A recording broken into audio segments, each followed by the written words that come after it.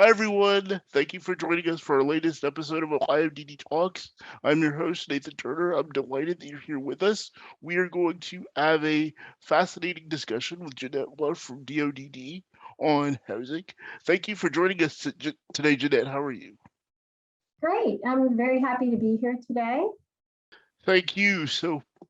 I always like to get the show started by asking our guests to tell us a little bit more about themselves and their passions and how they connect with our broader developmental disabilities community. Sure. So I've been at the Department of Developmental Disabilities for going on about 4 years now. My role is the housing manager, and I work within the capital department. However, my focus is not so much on capital, but rather more on kind of liaisoning. And I have a long background of working in the housing area. I've worked in both the public and the private sectors, both on program and policy for vulnerable populations seeking housing. I've also worked for legal aid, where I worked around the housing issues, including landlord-tenant law. So, this is a position that I feel is, kind of a natural progression for me in my professional work. So, again, very happy to be here today, and I love to discuss what we're doing with the DD Council's grant. Yeah, and we're so happy to have you. Inclusive and accessible housing is so important to our community. And as you were saying, so you worked on a housing grant with DD Council. Can you tell us a little bit more about that grant and what the project entailed?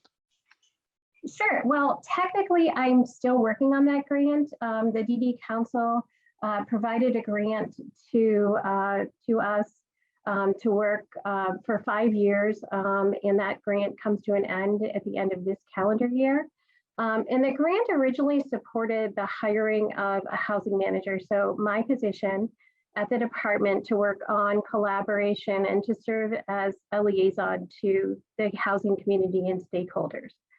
And I think this was really in response to a belief that DODD's housing approach was a little too siloed, in that historically, DODD was less inclined to utilize mainstream resources and more inclined to create its own housing for people with developmental disabilities. So the grant was intended to really look at new opportunities to leverage non-DODD housing resources and really to expand access to housing and to have both accessible and affordable housing. So throughout the grant, we have really focused on interagency relationships and partnerships, collaboration in general, and as well as education and training. Our objective is to address the gaps in the continuum of housing so that we can offer more to, throughout the state. Excellent. And as you were saying, one of the goals of your grant was increased access to accessible and affordable housing. Can you tell us more about what that means for the department in terms of having accessible and affordable housing more available for people with disabilities? Affordable housing is often described as housing where the rent does not exceed 30% of a person's income. And for individuals who have extremely low incomes, and that would include individuals who receive supplemental security income or SSI, having rent that's at or below 30% of income is imperative. As generally, rent is not going to be affordable to this population without rent subsidy. So if we'd like to kind of try to put some numbers to that, the current rate of SSI is $794. Yet in Franklin County, Ohio, where I live, a 1-bedroom apartment at fair market rent is $829, so in excess of a monthly benefit. A 2-bedroom apartment is $1,032. So even with a roommate or a couple of roommates, rent can be unaffordable based on the 30% rule. And to make this matter even more complex, unfortunately, the rents that I'm quoting, these fair market rents, are often lower than the market rate rents that you'll find in the community. Accessible housing, on the other hand, is a little bit more difficult to define. Usually, how we define accessible housing is housing that's designed pursuant to Section 504 of the Rehabilitation Act of 1973. Since the ADA, or Americans with Disability Act, only applies to public accommodations in common areas and housing complexes. Under Section 504, all federally assisted new construction housing requires that 5% of the units, or one unit, whichever is greater, are accessible for persons with mobility issues. And of course, there are some additional requirements for units to serve individuals with sensory or sight disabilities. Of course, not all accessible housing meets each prospective tenant's unique accessibility needs.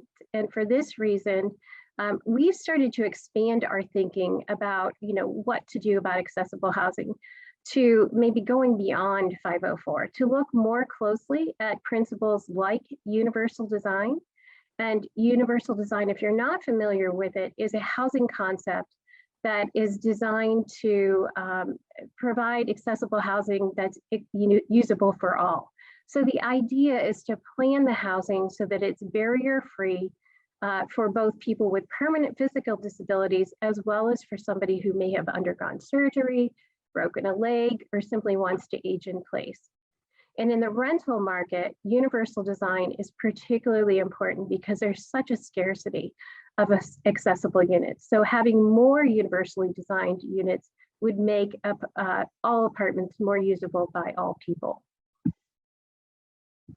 Excellent. And how is DODD working to make more affordable and accessible housing a reality? Well, DODD recently created a written plan to address the type of housing we're here talking about today.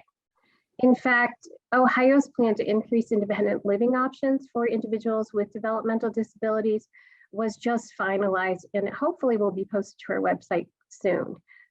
Increased access to affordable and accessible housing is key to that plan. And without going too deeply into the plan, one way we can improve access to affordable and accessible housing is by taking full advantage of the mainstream housing resources in our communities. And these can be HUD resources or federal resources, including but not limiting things like housing choice vouchers, mainstream vouchers, NED vouchers, HUD project-based housing, including the federal and state 811 programs, as well as tax credit housing. By leveraging these housing opportunities and by partnering to create new opportunities, individuals with developmental disabilities who are low income, who otherwise can't afford housing, may be able to access the housing. But of course, there are some tougher pieces to that. And that especially it comes in when you begin to pair this with the accessible housing piece. So units that are both accessible and affordable are often harder to come by due to the scarcity. Unfortunately, just because a unit is deemed accessible, it's not going to suit every individual's needs. And of course, further complicating this issue is that while you might have accessible units in your community, they often are leased up, and so they're not vacant and available to the individuals who need them. So these challenges might seem overwhelming, but we believe there are solutions that exist. One solution that we really encourage is for our county boards and stakeholders to get involved in the state and local planning efforts that take place. To look at and to try to influence the way that decisions are made around mainstream resources and the allocation of those resources. So you can do this by getting involved in local conversations, and those conversations happen at many different levels, including with the Public Housing Authority, at the city level, county level, and even at state government. As part of DOD's written plan, we're also going to encourage county boards to quantify their housing needs, especially for the extremely low income population. This information can be very vital to kind of shedding light on the housing needs of persons with developmental disabilities, especially where those needs aren't met. As far as the barriers that are concerned, there are quite a few barriers. The DD population isn't the only population competing for housing resources. There are many populations in need. families, veterans, the aging population, and individuals with who are experiencing homelessness, not to mention other disability subpopulations like people with severe and persistent mental illness and addiction disorders. So we're kind of competing against a lot of other populations for what is, considered to be a paucity of resources. So we really want to, make some headway in this situation through encouraging people to get involved. One other thing that I feel I must mention, because of the current times we live in, is the barrier that comes with providing services to individuals who live in community.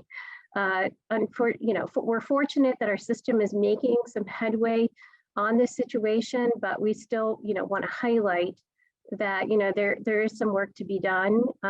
Luckily, through I think some rule changes and accommodations, as well as technological advancements, we're hoping that, people will maintain not only access housing, but be able to maintain it too. And I'm just going to encourage everyone who's listening to check out our website and to review our plan.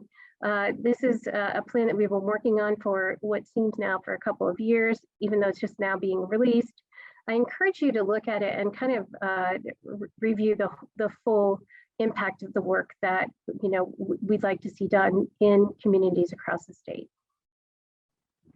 I definitely agree with you that I think we're going to find that technology is going to intersect with our system in big ways moving forward as people with disabilities continue to integrate in the community and access our services well going into the future. So to close out our episode, can you just tell us, why is it important for people with disabilities to have access to better housing options?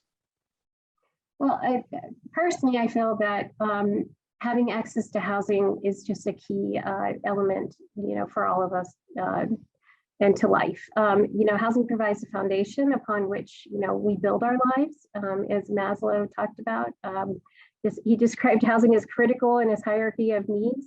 And more recently, we hear more and more about how, housing is such an important social determinant of not just health, but health outcomes. So in a nutshell, the reason that I believe that access to safe, quality, affordable, and accessible housing is important for people with developmental disabilities is for all the same reasons that it's important to any person. It connects people to their communities and to their environment, and really all that offers. Thank you so much, Jen, for sharing all of that great information with us and talking to us more about the work you're doing with DD Council and your housing project. And I want to thank you all, the listeners, for joining us. Please continue to share your stories with us and communicate with us on social media. We love hearing from you. Please give us topics, suggest topics for us in the future. And don't hesitate to reach out if you have any questions of the guests.